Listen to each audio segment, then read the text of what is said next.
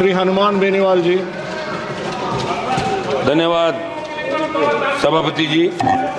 आज सदन में भारत के संविधान की 75 वर्षों की गौरवशाली यात्रा पर चर्चा हो रही है। सभापति जी, सदन के साथी विद्वान सदस्यों ने पक्ष विपक्ष दोनों तरफ से, और खुशी की बात यह भी है कि 7 घंटे से अलग अलग विचार आए, उधर से भी आए, इधर से भी आए, और सारी बात खुल के आई। निश्चित रूप से वर्ल्ड के अंदर हिंदुस्तान सबसे बड़ा लोकतांत्रिक देश है और दूसरे देश हिंदुस्तान को फॉलो करते हैं। प्रत्येक धर्मनिरपेक्ष देश में या प्रत्येक धर्म को मानने की एक हर व्यक्ति की आज़ादी है, और जो संविधान ने हमें ताकत दी है, शायद वर्ल्ड के किसी देश में इतना ताकतवर संविधान कहीं का नहीं होगा कि लोकतांत्रिक मूल्यों की जो रखवाली हिंदुस्तान के अंदर होती है वो वर्ल्ड के किसी अन्य देशों में नहीं होती। उदाहरण के तौर पे हिंदुस्तान को लिया जाता है, वर्ल्ड का सबसे बड़ा देश भी। हमें गर्व है कि हम विश्व के सबसे बड़े लोकतांत्रिक देश में रहते हैं, जहाँ संविधान रूपी पवित्र ग्रंथ को सर्वोच्च आदर्श मानकर देश की रीति नीति बनती। सभापति महोदय, मैं 13 दिसंबर 2001 को हमारी संसद पर हुए आतंकी हमले में शहीद होने वाले सुरक्षा कर्मियों और कार्मिकों को नमन करता हूँ। मैं नमन करता हूँ बाबा साहब भीमराव अम्बेडकर जी, सर छोटू राम जी, शिवाजी महाराज, महाराजा सूरजमल जी, चंद्रशेखर आजाद जी, अशफाक उल्लाह खान जी और भगत सिंह जी तथा सुभाष चंद्र जी बोस और उनके जैसे वीरों और महापुरुषों को नमन करूंगा। भगवान बिरसा मुंडा जी, सरदार उधम सिंह जी को और जलियांवाला बाग में शहादत देने वाले वीरों और राजस्थान के मानगढ़ में शहादत देने वाले मेरे वीर आदिवासियों को। महोदय, जिनकी वजह से देश आज़ाद हुआ, जिनकी वजह से आज़ाद भारत में संविधान अंगीकृत हो, उनका मान सम्मान करना हमारा परम कर्तव्य है। बाबा साहब अम्बेडकर जी ने कहा था कि संविधान मात्र कानूनी दस्तावेज नहीं है, ये हमारे जीवन का सारथी है और सामयिक आवश्यकताओं के अनुरूप है। सभापति महोदय, हिंदुस्तान में प्रत्येक नागरिक को वोट का अधिकार देने की पैरवी बाबा साहब ने करी। उस समय जब संविधान प्रारूप समिति के सामने मामला आया, जब अंग्रेजों के जाने के बाद, तभी बात चली थी कि वोट का अधिकार पढ़े लिखे लोगों को मिले या जमींदारों को मिले या दूसरों को मिले, उस जाति के लोगों को मिले। तब बाबा साहब ने इस बात को कहा, व्यापारी को मिले, तब कहा कि वोट का अधिकार प्रत्येक व्यक्ति को मिलना चाहिए जो हिंदुस्तान के अंदर पैदा हुआ और जिसने इस गुलामी के जंजीरों के अंदर जकड़न, चाहे अंग्रेजों का राज था, उससे पहले जो जितने भी काल आए जहाँ हिंदुस्तान का नागरिक गुलामी के अंदर सांसें ले रहा था, लेकिन प्रत्येक व्यक्ति को वोट का अधिकार मिले। बाबा साहब ने वोट का अधिकार प्रत्येक व्यक्ति को दिलाया, जिसकी बदौलत आज हम और आप सब इस पार्लियामेंट के अंदर बैठे हैं। मैं बाबा साहब ने कहा कि सदियों से गुलामी की जंजीरों में जकड़े प्रत्येक व्यक्ति को वोट का अधिकार मिले तो अपने मनमाफिक सरकार का वो चुनाव कर सके। सभापति महोदय, संसद हमले की बरसी मनाई जा रही है। 13 दिसंबर 2001 को जो संसद पे आतंकी हमला हुआ, सबसे पहली शहादत राजस्थान के बेटे जगदीश यादव, जेपी यादव ने दी।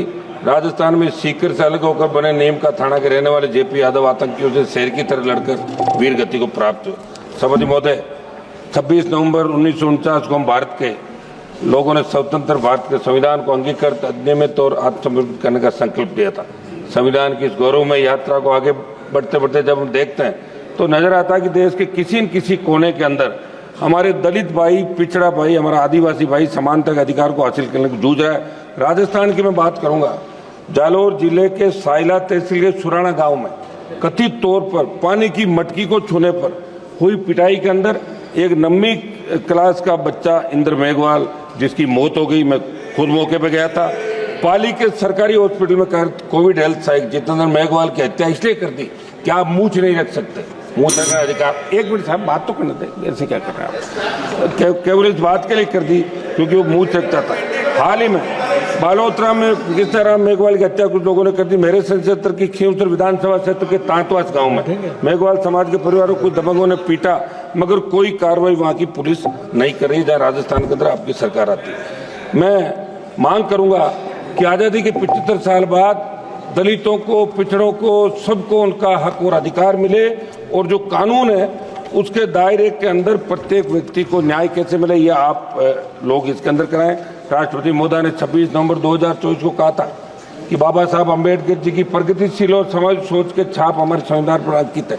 इस बात को देश की सरकार आमसद करे और सोचे कि बाबा साहब की समाज सोच के अनुसार कार्य क्यों नहीं कर रहे हैं। भाजपा के साथी सदस्यों ने देश में लगाया गया आपातकाल का जिक्र किया।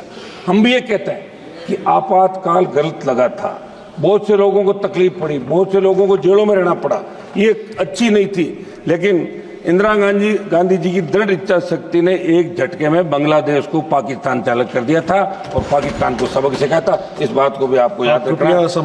एक मिनट सर, समय दें साहब आप। हम उस समय तो घोषित आपातकाल कर, लेकिन आज जो अघोषित आपातकाल है उसका क्या कोई भी सिस्टम के खिलाफ बोले? सीबीआई ईडी जैसी एजेंसियां उनकी आवाज को दबा देती है। लोकतंत्र में सभी अधिकार समान रूप से लागू होने के बावजूद इस देश के अन्नदाताओं को एमएसपी पर कानून बनाने की मांग, काले कानून वापस लेने से अन्य मांगों के लिए लंबा आंदोलन करना पड़ा। सब मतलब 1-2 मिनट में मेरी बात समाप्त कर रहा हूँ। 700 से ज्यादा किसान शहीद हुए। तमाम हालातों को देखकर लगा कि एक तरफ देश की सरकार आजादी के अमृत महोत्सव के बाद, दूसरी तरफ देश की चुनी हुई सरकार को किसानों एक मिनट दें साहब, 1 मिनट समय दें। लास्ट मिनट आर्थिक न्याय नहीं दे पा रही है। लास्ट मिनट सर, आर्थिक न्याय नहीं दे पा रही है। मेरी मांग है कि किसानों की कर्ज माफी, एमएसपी को कानूनी मान्यता देने के बाद आप स्वीकार करें। और जो आंदोलन अभी बॉर्डर पे चल रहा है, शंभू बॉर्डर, दूसरे बॉर्डर पे, किसानों से आप बात करें, वार्ता करें।